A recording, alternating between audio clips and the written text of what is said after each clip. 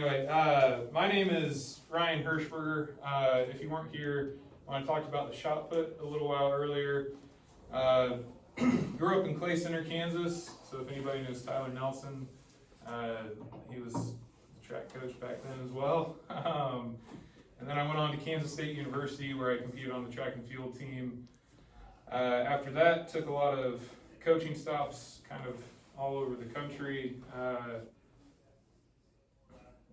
before ended up at UNC Charlotte, Army West Point, Purdue University, and then coming back here to Kansas this summer when I accepted a role as a strength and conditioning coach at Fort Riley.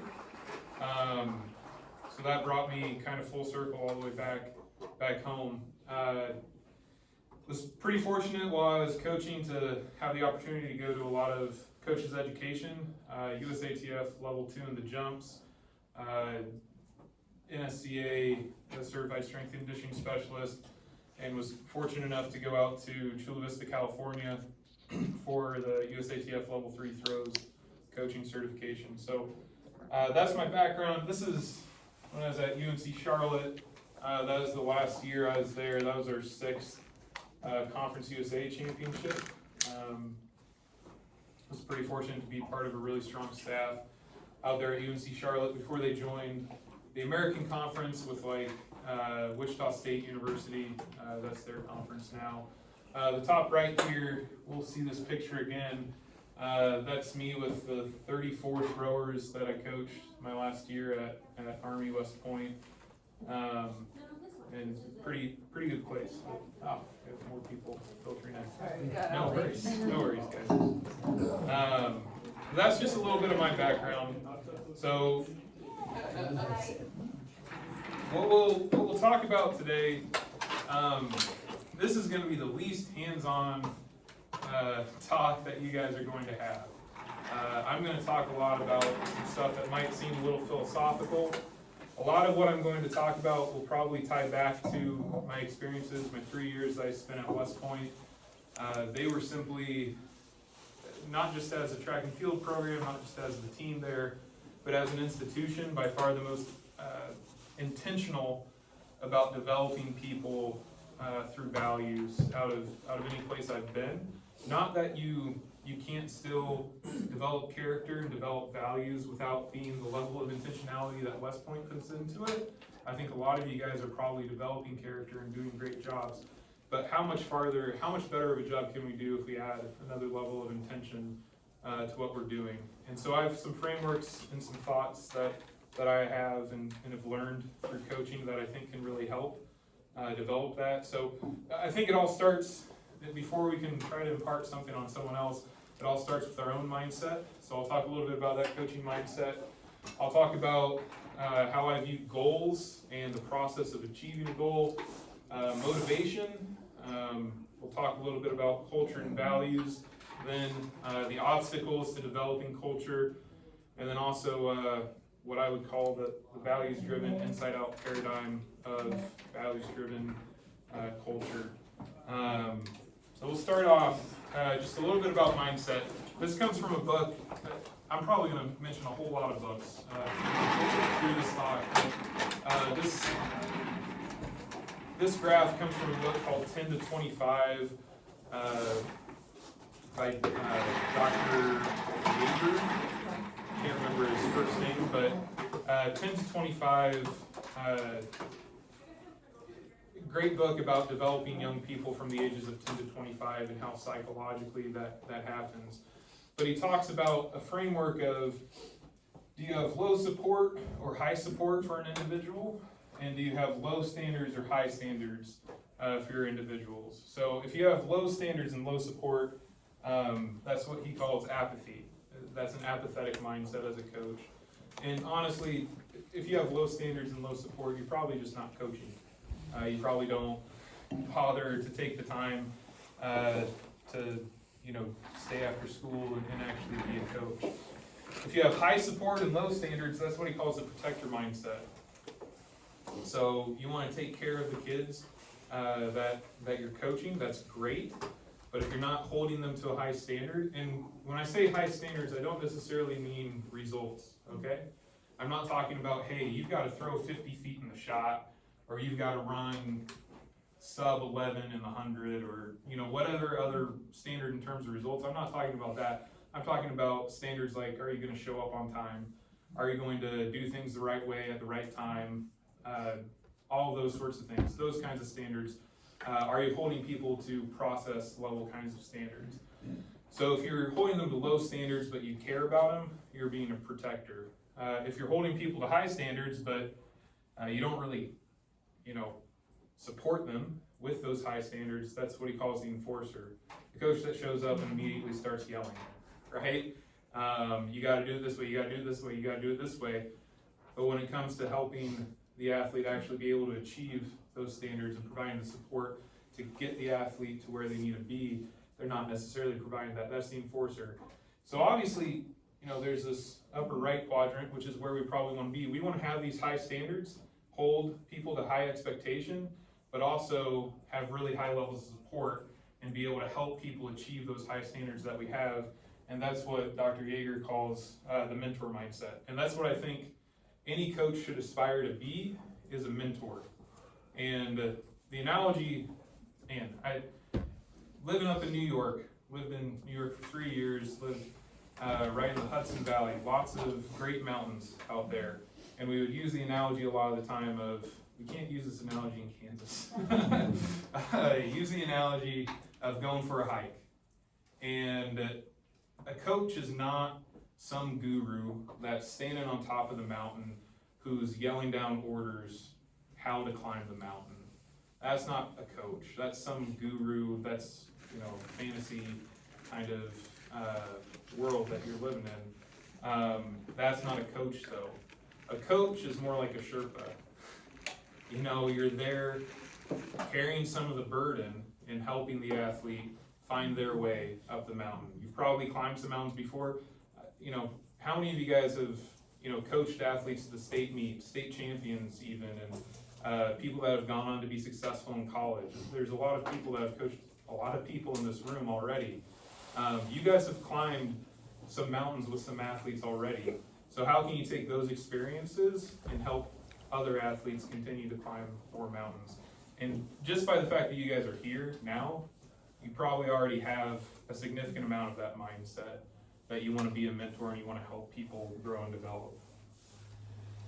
Another piece of mindset, does anybody know who Brooks Johnson is? Has anyone had the pleasure of being cussed out by Coach Brooks Johnson? I have. Brooks Johnson has probably coached or had a hand in just about every single elite sprinter in the United States up until he passed last year. But everyone from Tyson Gay, Ronnie Baker, even the Junction City guy. Oh my gosh, why is his name escaping me? The 200 meter. Does anybody remember who I'm talking about? He made the Olympics. He went to Ole Miss and he made the Olympics in the 200. I think the highest he ever placed at the state meet in Kansas was 7th in the 100 one year. And he was an Olympian in the 200 meters. But I can't believe I don't remember his name. But just about every sprinter Brooks had a hand in. And if you would talk to Brooks and you would ever use the phrase my athlete, or my athletes, you would for sure get cussed out. We don't own the athletes. We're entrusted with athletes for the short amount of time that we get to have some level of impact on them. The athletes that you coach, the athletes that you get to help, the athletes that you get to mentor, if you have that mindset and that approach, one, I think it improves the relationship between you and the athlete greatly. I think when you have this feeling that you've been entrusted with the group, the team, the organization, being a bit more of a shepherd with those individuals and with the teams that we're lucky enough to work with, I think that improves our mindset, but also it carries over into the relationship with the students that we get to work with. So that's a little bit about mindset, both in terms of being a mentor, but also having the great opportunity we have to coach athletes. So goals in the process. So before you can start talking about goals, I think you have to establish where you're at. Okay, so what I would do at the beginning of every year, UNC Charlotte, West Point, Purdue, we sat down and we had a sheet and we would say, okay, what were our PRs from last year? What was our best in the weight room? Where were we at? And then we'd write down the goals of where we want to go. And there's something in business analysis and in the corporate world that they call gap analysis. And so they take where the organization is, this much revenue, and we want to get to this much revenue, and how do we close that gap? Gap analysis. And we do gap analysis. This is where we're at right now in terms of our PRs, in terms of where we're at in the weight room. And then we would look at where we want to be. So where you want to be in terms of results, where you want to be in terms of the weight room, and what do we need to do to get there, to go from where you are to where you're at, and that's follow a process. And we would lay out that process, and we'd lay out, we think these are the 3, maybe 4 things that are going to be the most critical for us to execute well this year, for us to be able to get from where we are to where we want to be. And it's a little tougher. It might be tough to do 3 or 4 things in the short, 2 months maybe that you guys have, but you definitely can lay out some really solid goals and talk about these are the most critical things, like prioritize what are the most, and this applies to any event, any area, both in terms of the physical things you need to accomplish, but also in terms of some of those intangibles that you might need to work on. And every athlete has those things that they need to work on. I posed a question online, sent this out to a coaches group online, posted an online survey, so maybe it was one person that answered it like 12 times or something, but I thought I got some pretty good answers out of the survey. I posted, one of the questions I had in the survey was, athletes today are blank, therefore the best way to motivate them is blank. So just polling the room, what do you see as one of the things that, I know athletes today is kind of like a trope, but what do you notice about athletes, young people today? What are some of the maybe issues or maybe positives, negatives, anything from the room? Anybody that wants to share 1 or 2 things? They want immediate success. Immediate success. Yeah, if they're not successful immediately, I like to put back. Okay, impatience. That dopamine hit, constant dopamine hit. They want. I'd say outcomes obsessed, like Outcomes really obsessed. fixated on PRs that unrealistically they want every week. Yeah. I would say athletes are smart or curious. Like our athletes want to know why they're doing something. Absolutely. I think that is a key component of athletes that want to grow when they're curious and they want to understand what they're doing.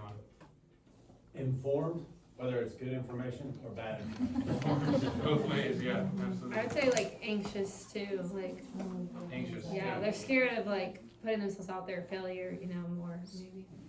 So some of the things that came up online, distracted.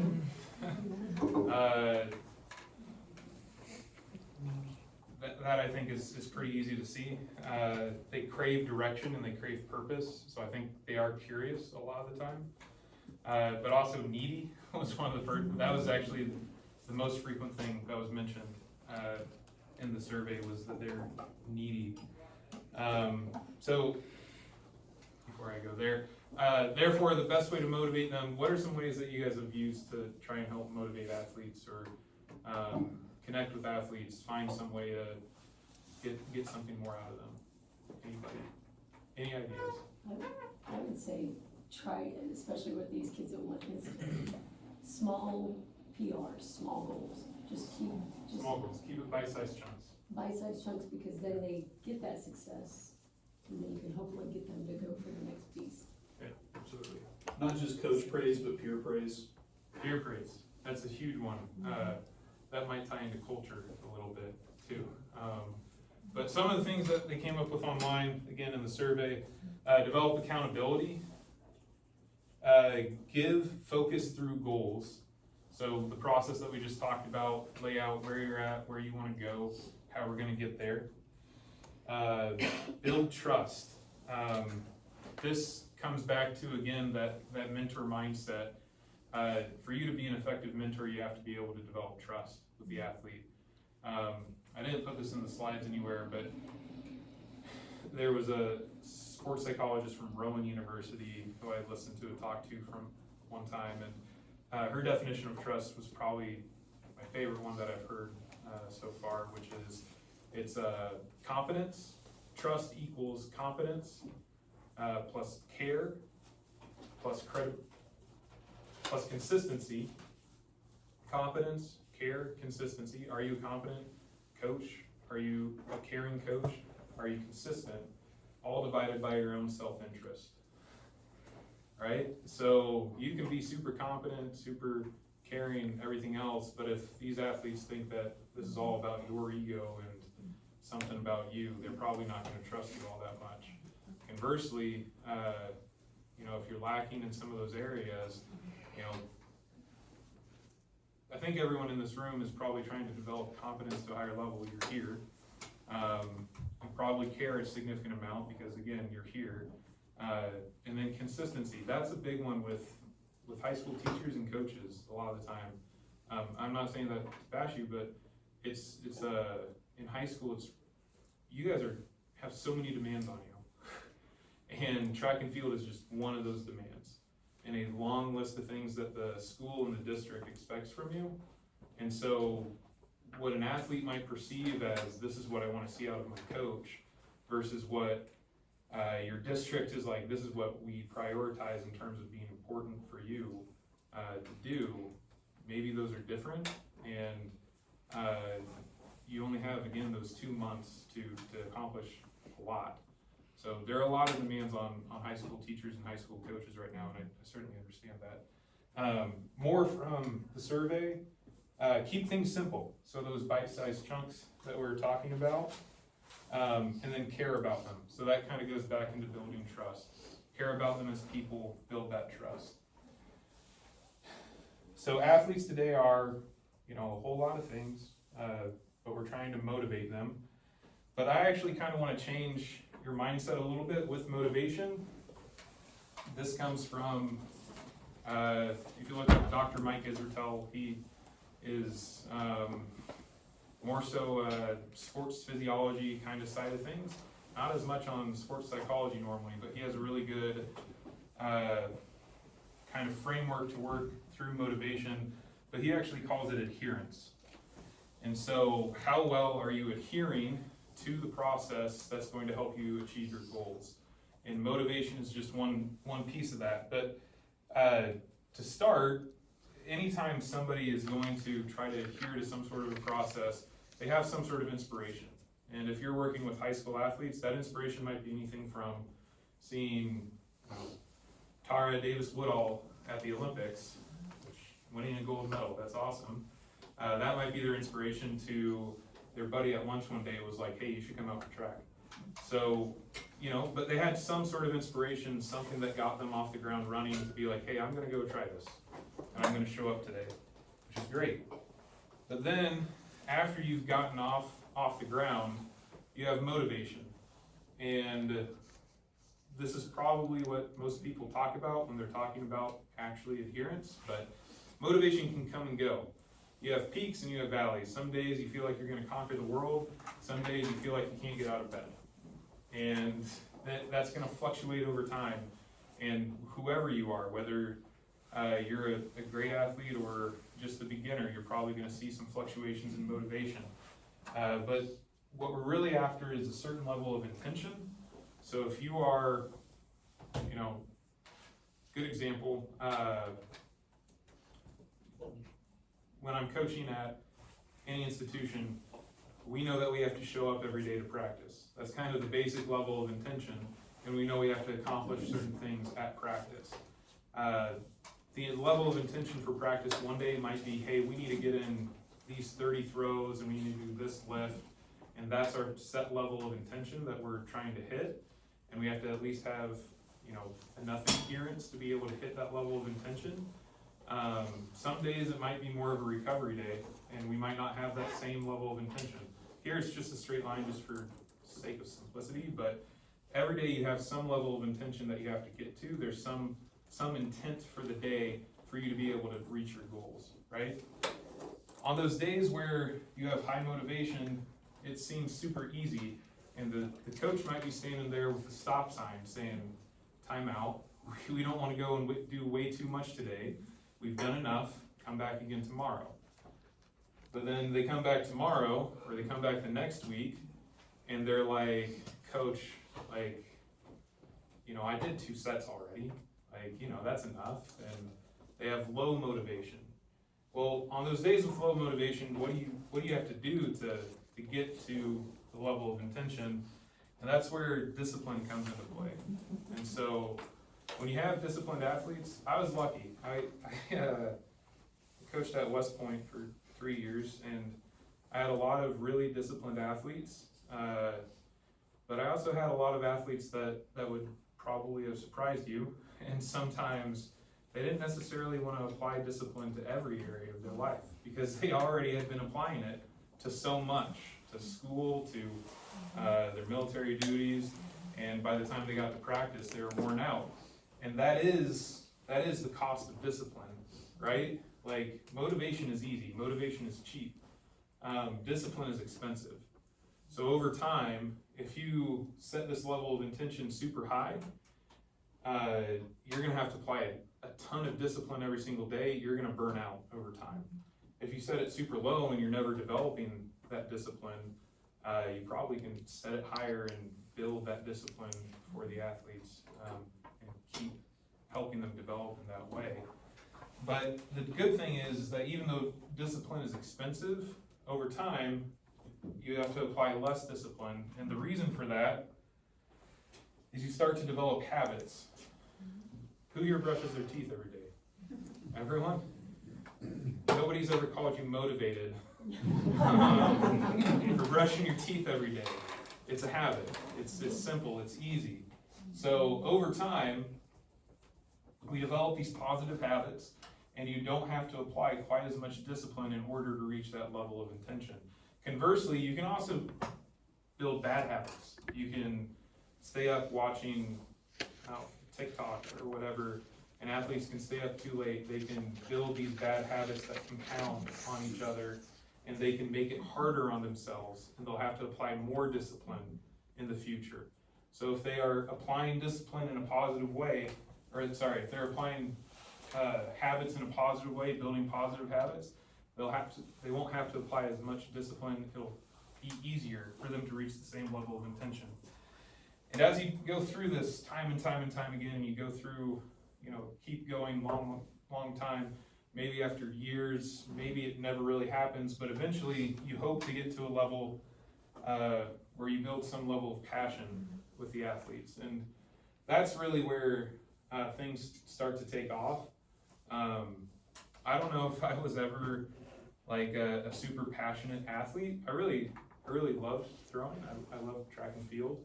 But the way I define passion is, if somebody could hand you $1 million and say, you can't ever do track and field again, like you could never touch a shot put again, you could never do any of this sport ever again. I know some athletes who would have taken that $1 million and been like, of course, like, why wouldn't I take that $1 million and never do this sport again? And I know athletes that would have been offended. They would have been offended that somebody would think that they would want to give up on doing something that they're so passionate about. And I don't know if I was ever at that level with my own competitive career, but definitely within the realm of coaching, I think a lot of people in this room can attest to this. You see young people develop, and you help them develop and become a better version of themselves, and that's not something that I would ever want to give up. But these are the 6 constructs of adherence. I mentioned Dr. Mike Iserdell. These are his 6 constructs of adherence. The 7th construct that I kind of came up with is culture. the people that you surround yourself with. So if you're around people that are inspired, you're going to be more inspired. If you're around people that are motivated, you'll be more motivated. Disciplined, people that build positive habits, people that have a high level of intention, people that are passionate. If you're surrounding yourself with these kinds of people, you're going to elevate everything. Conversely, if you surround people that have a negative effect in those regards, you're going to drag down the culture. So our goal is to have culture be this positive, upward force on adherence, so that we can adhere to the process of reaching goals even better. And that's the value of culture. So, again, back to the survey I posed online. The biggest barrier to developing team culture is, anybody can shout one out if you have something to add here. What do you guys see as barriers to team culture? You can say TikTok. I think negative self-talk. Negative self-talk, absolutely. Resistance to change, it's kind of always been this way, and then if you get asked to be doing something different, it's like, it's uncomfortable. Resistance to change, yeah. Physics, they call that who's a physicist? Inertia, yeah, thank you, inertia, thanks, physics, whatever. Some of the survey question answers, difficulty creating buy-in, right? Selfishness, peer pressure, caring what others think. This is where I wish social media just stopped existing. Who here thinks that social media has been a positive on society? Anyone? Nobody? Nobody? Who here has social media? Yeah, everyone? Okay. All right, so we're all on the same boat there. And this is a big one, not having the staff all on the same page. I've experienced this to different levels on different staffs that I've been a part of. I've been a part of the staff at 5 different collegiate institutions during my coaching career. The one place where, and why I'm probably going to refer back to West Point so frequently, is because that was the one place where we were all on the same page. There was a very clear mission of that institution, and there was no changing from that mission. It was very clear that the mission was the cadets and to help them develop and grow into being leaders. And so when you have a mission that's that clear, everything else pretty much fell into place.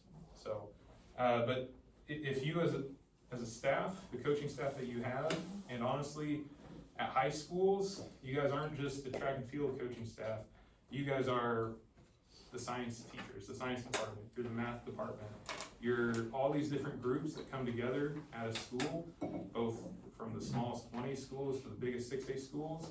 There has to be some sort of culture that ties everyone together and some sort of binding glue, and that's where I think values come into this. And we'll talk about how to build those. All right. And social media, which we already joked about. So this was a quote that somebody gave me off of that same survey. Young people need to know who they are and not what they do. Building character or identifying their character is beyond valuable in team building. Athletic success is a byproduct of these bigger goals. So who they are and not what they do. And we'll talk a little bit about first defining people by who they are and having athletes take ownership of that in terms of their values, in terms of their character. But I think that's critical for us to understand as coaches. I think everyone in here has probably identified at some point as a coach, right? But that's what we do, right? And it's a really positive thing that I think we do, trying to invest in people, trying to invest in young people, trying to help them grow and develop. But it's what we do, and we have to understand that who we are is a much more important and critical piece of that, our character, our values. And only if we have that really, in line, can we be really effective at what we do. So a couple quick definitions.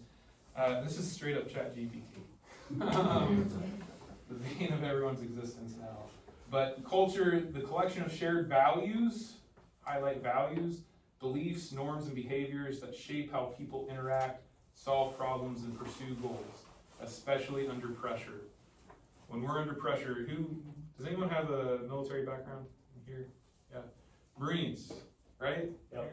Marines. So Marines would say, you don't rise to the occasion, Follow your standards. you follow your standards, right? So under pressure, you aren't gonna rise to the occasion of pressure, you fall to your standards that you have when you're under pressure. Values, the collection of shared values, right? The deeply held principles a person or group uses to decide what matters, what is acceptable, and what is worth sacrificing for. So culture and values. This comes somewhat out of Bob Ehrman's book called Inside Out Coaching. I adapted it pretty heavily to fit a values-based paradigm, but thinking inside out, thinking start from the inside and how that produces external results. We want to think internally and start there. So who you are, this is your culture, this is your values, this is your character, this is who you believe you are as a person, right? To build on who you are, you want to understand why you do something. So your purpose, your motivations, right? Why is it that we want to do track and field? Well, for some people, why you do that might literally be because you sat next to Tom on a Tuesday at lunch and Tom said, hey, you want to come out for track? And that's the only motivation they had to come out for track. That's their why right now. And you maybe need to convince them that there's a little bit deeper why than just to hang out with their buddy every day after school. And then outside of why you do something, how you do something. So do things the right way, at the right time. Do the right thing the right way at the right time. How you do something is just as critical as what it is that you're actually doing, right? So this builds on standards. So you aren't just talking about values at this point, you're talking about the way in which you do things. Those are the standards that we're living up to. And then outside of that is what you actually do, the result of the process, right?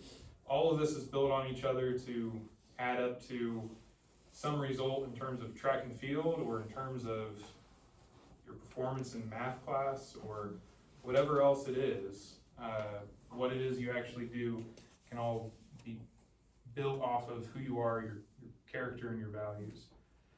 Who you are feeds why you do something, which feeds how you do something, which feeds what you do. That's great, but what about when who you are is you believe that you're a champion and you lose, right? Well, that can shatter a lot of confidence for a lot of athletes, right? And it's happened a lot. Anybody who's coached has seen that happen to somebody. And what I would say is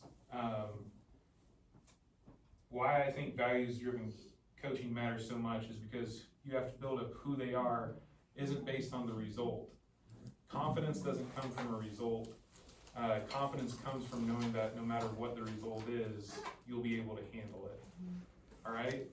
So who they are as a person is somebody who's capable of handling both victory and defeat. Who they are as a person is someone who's resilient, and even when they see a setback, they're able to come back again. So building up who they are as a person, because at the end of the day, they're going to see what they do, and that's going to feed back into who they are. And how they do something is going to feed back into who they are, and why they do something. All that feeds back into their values and back into who they're building up themselves to be. It's important that you don't get it mixed up, that it's about this result. That who you are, even if this result is a negative, they can feel frustration if they have a negative result, right? But it's not going to break their self-belief in who they are as a person, that they have that resilience that's based on values and based on character. And it's also important to note that what other people see is pretty much just the outside of that. When you're a coach, you see every level. You see who they are as a person, you see why they do things, you see when they cut the corner a couple times, you see how that affects the result. Sometimes we see these athletes, you know, if you don't coach an athlete and you see some other athlete, you see some great result, like, man, what added up to all that? And them and their coach know how messy it was over here. They know how hard it was building up that athlete to be able to achieve that result. And we only see the actual result. A good analogy that I would come up for this is, who knows who Brooke Anderson is? Anybody? Yeah. Brooke Anderson, she's a world champion in the hammer throw, right? Her senior year at the West Region preliminary rounds, Sacramento, California. Who knows who Maggie Ewan is? Magdalene Ewan, no? So Maggie Ewan and Brooke Anderson have been trading off the hammer throw NCAA record that year, back and forth. Maggie Ewan was at Arizona State, Brooke Anderson was at Northern Arizona. So they were trading off the hammer throw NCAA record back and forth. They're both at the West Region preliminary round to qualify for the NCAA finals. Maggie fouls a throw, Brooke fouls a throw.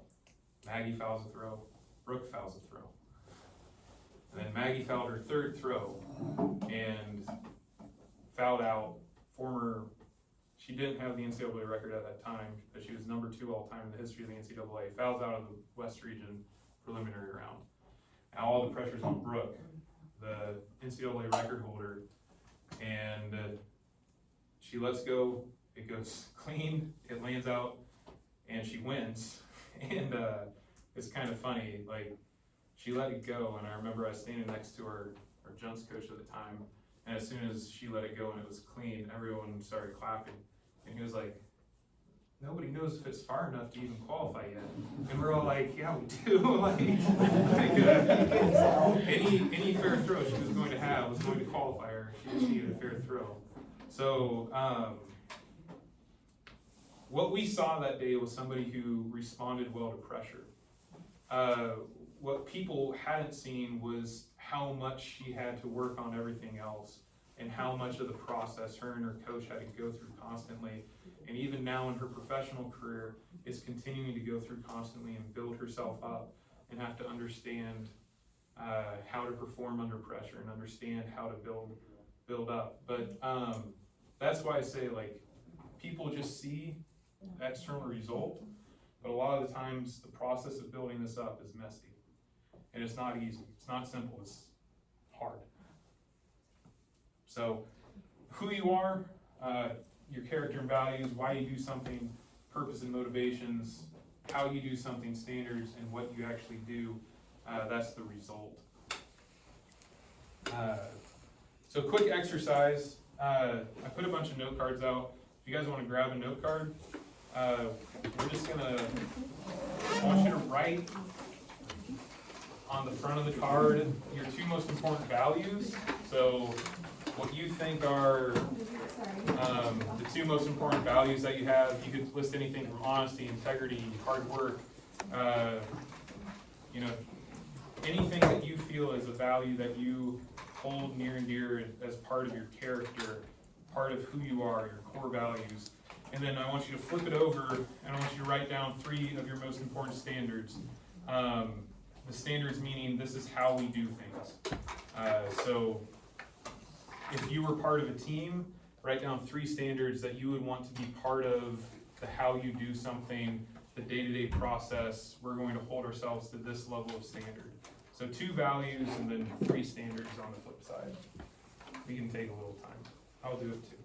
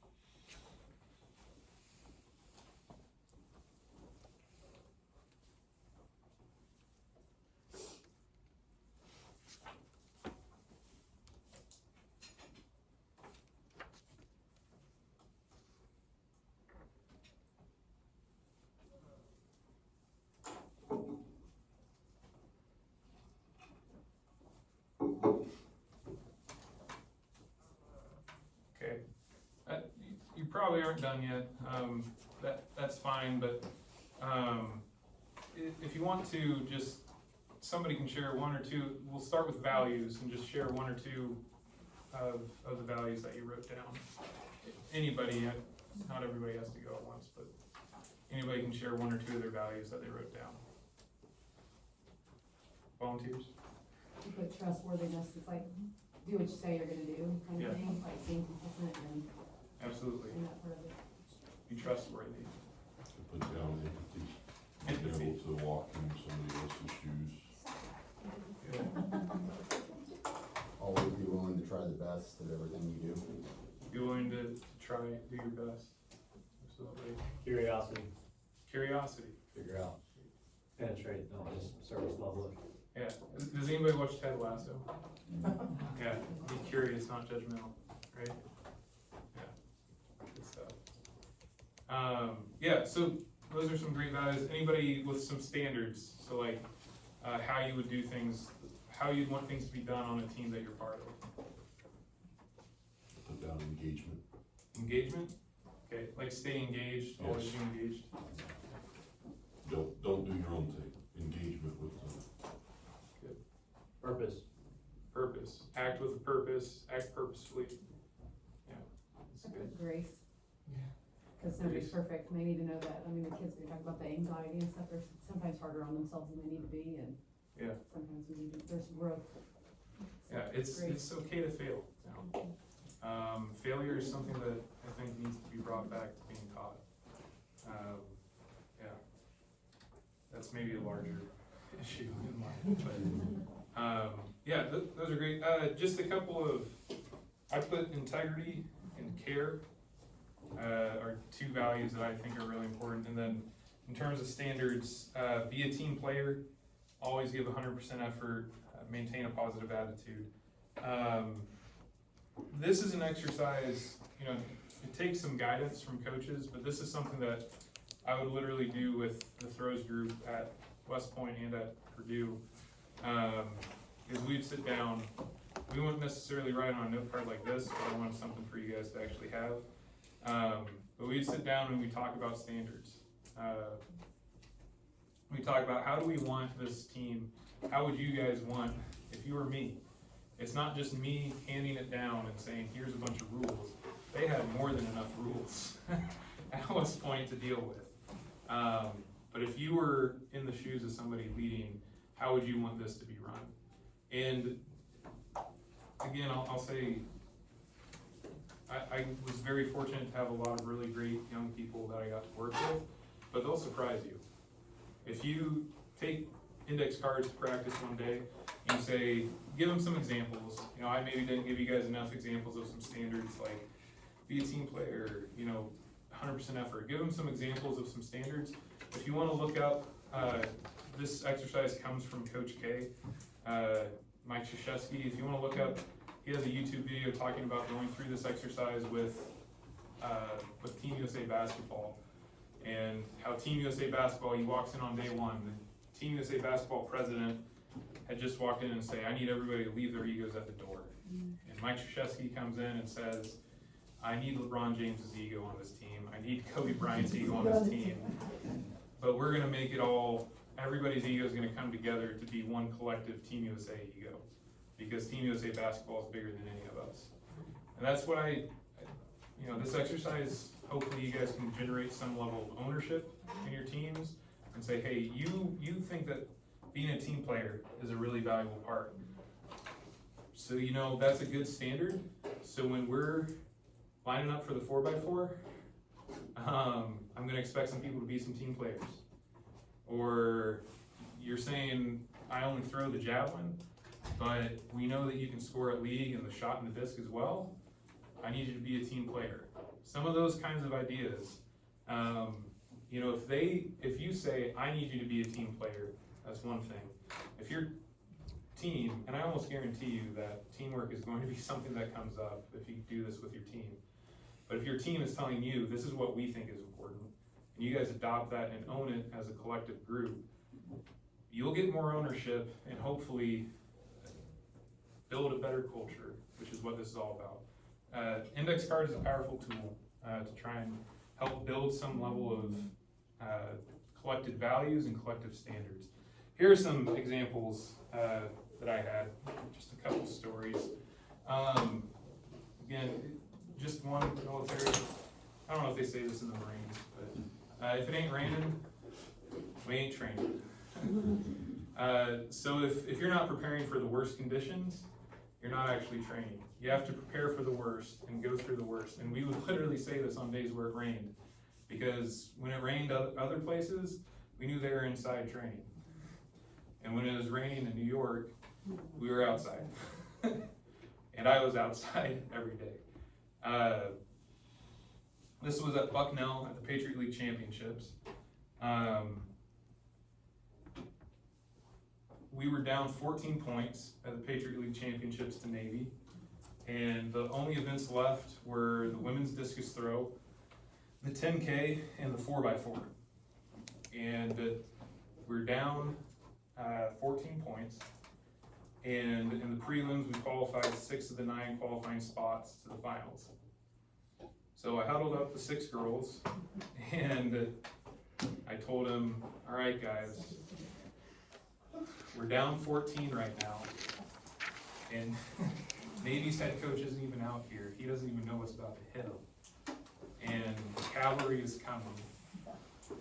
And the young lady in the ring right there, Kaylee Ragazzini, team captain, said, pardon my French, said, cavalry, fuck that. I'm going to the 82nd, I'm a paratrooper, airborne. And then she stepped into the ring and threw this. And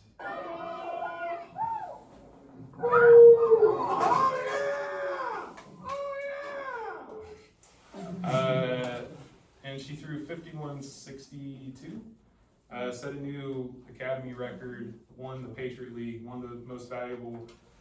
With that throw, moved from like 5th to 1st, set the Patriot League record, set the academy record, won the meet, and we went up by like 6 points after the discus, or I can't remember exactly how it played out, but then the 10K went terrible.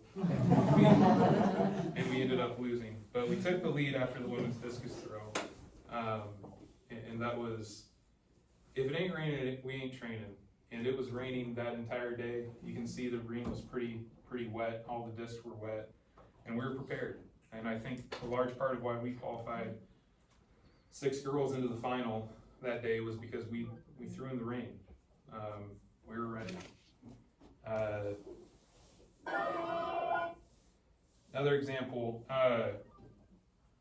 this isn't so much something that we would talk about as a team, but it was something that came up no matter what, if you're a part of that institution, that you're part of something bigger than yourself. And my last year at West Point, the team captains came to me and said that they wanted to do a workout in memory of Captain Eric Palvoda, who was a thrower on the team, who was killed in action in Iraq. And so in the middle, that's Colonel Rance Lee, who was scheduled to be the best man at Captain Palvoda's wedding. And Colonel Lee is the director of admissions at West Point. And he's a pretty busy guy, and it was a football game day, but he said, no matter what, I'm gonna be at that workout with you guys. And so Colonel Lee was with us, and all the throwers were together, did a memorial workout for Captain Palvoda, finished it. He's buried on post at West Point, finished it with a jog up to his grave. And things like that, you know, when you talk about a team culture and you talk about people that care about something bigger than themselves, this is probably not something very practical to necessarily take to a high school team. This isn't necessarily something that they're going to be able to come up with, but this was a standard that we have, understanding that you're a part of something bigger than yourself, bigger than any of us. And the team captains brought it to me that they wanted to do this. So when you ingrain these values and ingrain standards into your program, you'll be shocked at what young people come up with. But to tie this all back together, goals and the process, where you are now, where you want to be. We have a process that we want to adhere to. We talked a little bit about adherence and how culture is a huge part of adherence, and it's a huge driving force upward in terms of being able to adhere to high standards and be able to get something done in terms of the process. And then we talked a little bit about values and who you are as a person, driving why you do something, driving how you do something, driving what you do. So values and character, driving adherence through culture, which drives process to achieve goals. That's just to kind of summarize and bring it all back again full circle. Yeah, so any questions?